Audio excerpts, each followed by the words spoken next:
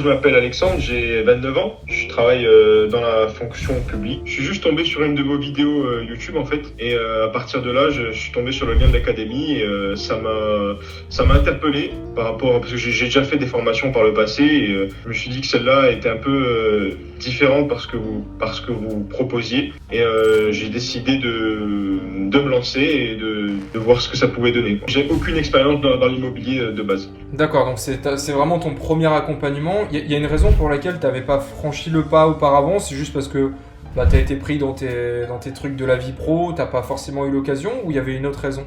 Non, c'est juste plus par peur, parce que je savais pas quoi acheter, si ça allait être rentable. J'ai jamais acheté parce que j'avais peur que ce soit pas le bon choix. Et en plus, vos vidéos aussi allaient un peu dans l'autre sens, on va dire. Moi, mon objectif, c'était clairement de déjà créer un revenu complémentaire. Ça, c'est mon premier objectif. Et aussi, moi, ce que j'aimerais vraiment, ce serait pouvoir être indépendant et avoir une activité que je gère moi par la suite. Okay. Donc c'est aussi pour ça que je me suis lancé et surtout même pour ça, pour pouvoir in fine faire quelque chose de façon totalement indépendante. D'accord, donc tu es là d'abord pour te créer un revenu complémentaire et après, pourquoi pas dans le futur, passer à plus grande échelle et faire quelque chose d'un peu plus, peut-être ton activité principale. Tu as trouvé, tu l'as dit un petit peu en introduction juste avant, ton premier appartement, tu l'as trouvé assez vite. Est-ce que tu peux nous décrire un petit peu comment ça s'est passé, en combien de temps? Ce premier appart, tu l'as déniché, parlons de ce premier appart, tu l'as déniché en combien de temps? Comment ça s'est passé justement? Au bout de à peu près, je dirais, une semaine et demie de prospection, j'ai pu trouver cet appartement. Donc en fait, j'ai envoyé un premier message au propriétaire, voyant qu'il était intéressé. Je lui ai envoyé un deuxième message, lui expliquant les avantages de signer un bien avec moi. Et il n'a même pas cherché à comprendre, il m'a envoyé une réponse, il m'a dit d'accord, quand est-ce qu'on peut se voir? Et à partir de là, on s'est donné un rendez-vous pour signer un bail.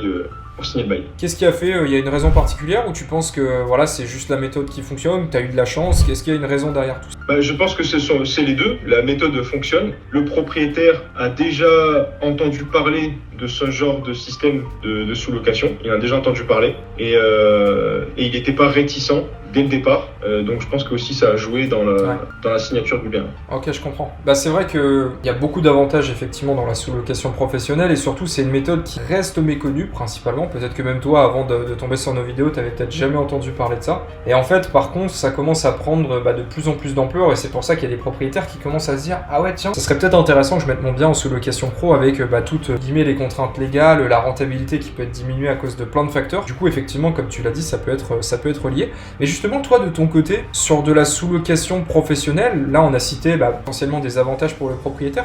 Quels avantages tu y as vu, toi, sur cette sous-location pro, d'en faire justement, encore une fois, dans un premier temps, une activité complémentaire? C'est quoi les gros avantages que tu vois aujourd'hui? Les avantages que je vois, pour moi, les plus gros avantages, c'est de pouvoir créer un revenu complémentaire, mais qui est vraiment tangible et en fait, c'est pas comme si c'était de la crypto-monnaie où on sait pas trop si ça va fonctionner ou pas. Là, une fois qu'on a rentré le bien et qu'on a mis tout en place pour que ça fonctionne, et c'est ça qui est bien en fait. Mis ton bien en ligne il y a à peu près une quinzaine de jours. Tu nous avais dit effectivement off les résas que tu avais eu. Comment ça s'est passé déjà ta première réservation? Qu'est-ce que tu as ressenti? Est-ce que ça t'a fait un petit truc? En général, la première résa, elle fait pas bizarre, mais on se dit ah ouais tiens, on commence vraiment à récolter le fruit parce que là on voit clairement de l'euro. On voit qu'on a créé de la valeur et qu'on récolte du monétaire. Est-ce que tu peux nous raconter comment t'as ressenti cette première réservation?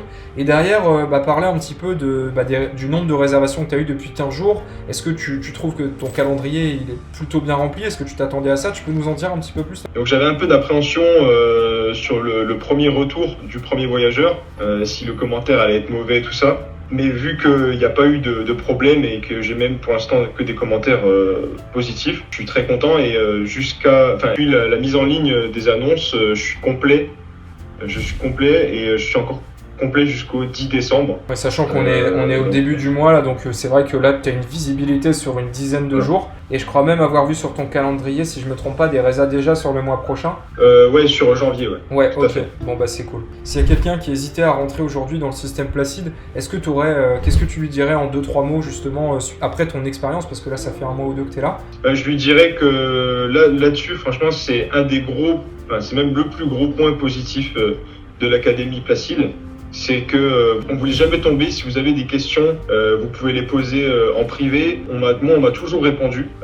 Pareil pour les séances de coaching, donc durent en moyenne 1 heure. Ça vous laisse largement le temps de poser toutes vos questions et d'éclaircir certaines inquiétudes qui pourraient survenir. Que franchement là-dessus, c'est vraiment très bien.